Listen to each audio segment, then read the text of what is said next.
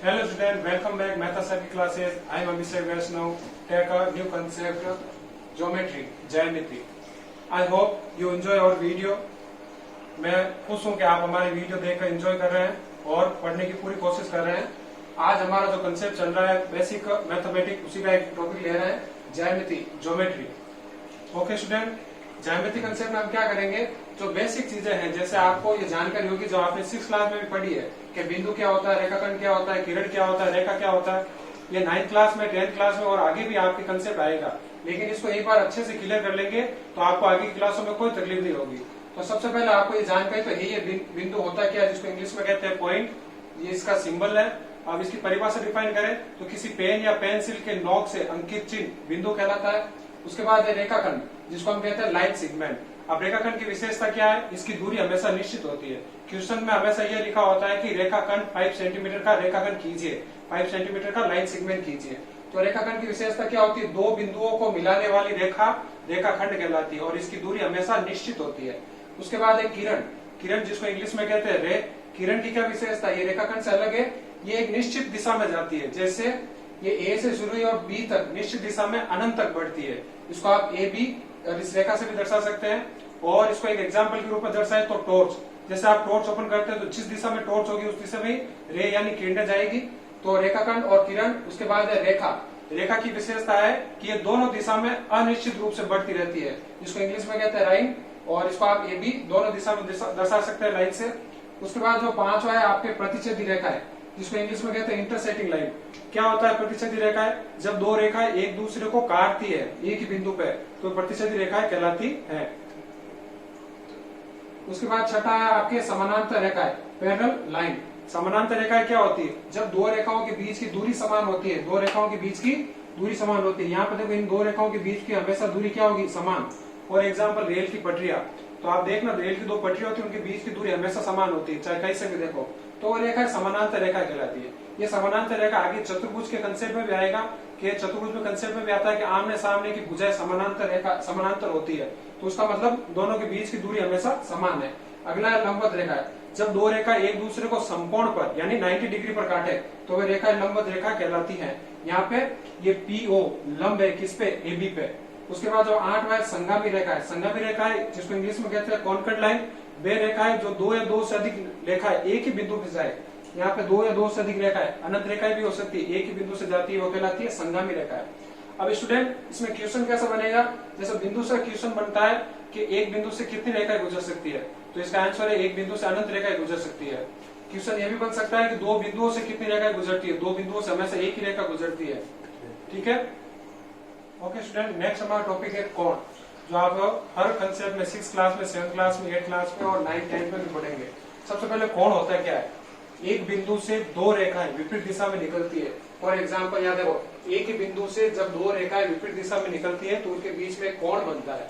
तो यहाँ पे ये कोण बन रहा है कौन सा, POR. POR. इसी प्रकार यहाँ पे एक कोण बन रहा है जैसे ABC. यानी जब दो रेखाएं एक ही बिंदु से प्रारंभ होती है तो उनके मध्य एक कोण बनता है. ये कोण का शीर्ष हो गया O और यहाँ पे कोण का शीर्ष है B. उसी प्रकार कोणों के माप पढ़ेंगे. तो सबसे पहले हम पढ़ेंगे न्यून कोण, जिसको इंग्लिश में कहते हैं एक्यूट एंगल. न्यून कोण क्या होता है, वह कोण जिसका मान 90 डिग्री से कम होता है, उसको कहते हैं एक्यूट एंगल, न्यून कोण. समकोण क्या होता है, राइट एंगल, वह कोण जिसका मान 90 डिग्री के बराबर होता है, जो एकदम सीध में होता है. ठीक है. उसके बाद होता है अधिक कोण, जिसको इंग्लिश में कहते हैं ऑब्ट्यूस एंगल, जो 90 से बड़ा होता है लेकिन 180 से कम होता है. अगला जो कोण है वो है सरल कोण या ऋजु कोण, स्ट्रेट एंगल.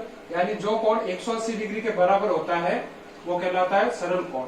और पांचवा जो आपके सामने है बृहद कोण या प्रतिवर्ती कोण, इंग्लिश में कहते हैं रेफ्लेक्स एंगल, जो 180 से तो बड़ा होता है लेकिन 360 से छोटा होता है, वो कहलाता है बृहद कोण. अब पूरक कोण क्या होता है, जिसको इंग्लिश में कहते हैं कॉम्प्लीमेंट्री एंगल. जिन दो कोणों का योग 90 डिग्री होता है वे आपस में पूरक कोण कहलाते हैं. जैसे 45 का पूरक कोण 45 ही होगा, 30 का पूरक कोण 60 होगा.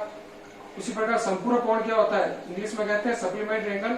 यानी जिन दो कोणों का योग 180 डिग्री होता है वे कहलाते हैं संपूरक कोण यानी सप्लीमेंट्री कोण. जैसे 105 का पूरक कोण क्या होगा, 105 का पूरक कोण 75 होगा, तो आपस में संपूरक कोण कहलाते हैं. उसके बाद जो अगला है शीर्षाभिमुख कोण.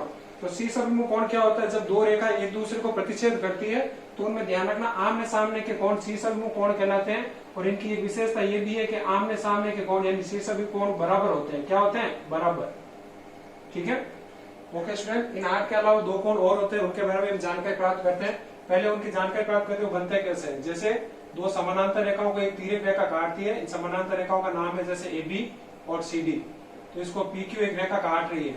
ठीक है, तो आपके सामने 8 कोण बन रहे हैं, इनका नाम भी लिख रहा हूं, जैसे कोण 1 2 3 4 5 6 7 और ये 8। इसमें सबसे पहला कोण बनता है संगत कोण। संगत कोण, संगत कोण जिसको इंग्लिश में कहते हैं corresponding angle, CORRESPONDING, corresponding angle. अब इसकी क्या विशेषता है, इसकी पहचान हो जाएगी F के आकार के कोण। जैसे यहाँ पे A का संगत कोण होगा 6, यानी कोण 1 का संगत कोण होगा 6। उसी प्रकार कोण 4 का संगत कोण होगा 8। उसी प्रकार 2 का संगत कोण होगा 5। उसी प्रकार 3 का संगत कोण होगा 7। यानी इस युग्म में 4 संगत कोण बन रहे हैं। ठीक है, उसी प्रकार ये होगा लंबा। उसके बाद एक और है 10वां, जिसको हिंदी में कहते हैं एकांतर कोण। एकांतर कोण, इसको इंग्लिश में कहते हैं अल्टरनेट एंगल। अल्टरनेट एंगल, इसकी क्या पहचान है अल्टरनेट एंगल की? ये जेड के आकार के होते हैं, यानी जेड के आकार के। जैसे इस चित्र को ध्यान से देखें तो इसमें पता चल रहा है, जैसे फॉर एग्जांपल 4 का अल्टरनेट कोण क्या होगा? 4 का अल्टरनेट कोण होगा कोण 5। उसी तरह 3 का अल्टरनेट कोण क्या होगा? कोण 6। उसी तरह 1 का अल्टरनेट कोण क्या होगा? 7।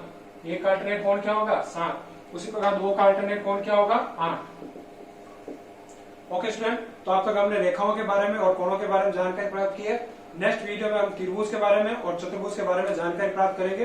तब तक पढ़ते रहिए और हमारे वीडियो को लाइक कीजिए।